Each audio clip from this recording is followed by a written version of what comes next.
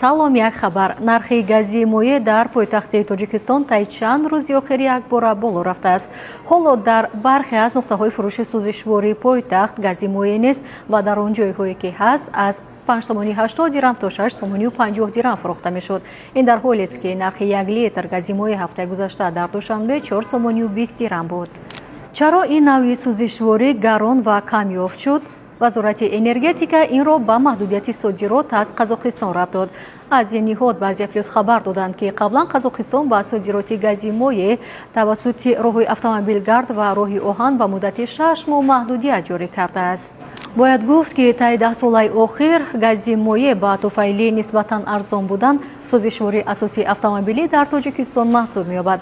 ҳамчунин дар пайи маҳдудияти барқ дар минтақаҳо талабот ба гази моеъ афзуда боиси болоравии нархи он шудааст. аз Зедмобайл миллионро гирборди асосӣ 1 миллион сомонӣ ҳар моҳ то 20 000 сомонӣ бурд мешавад.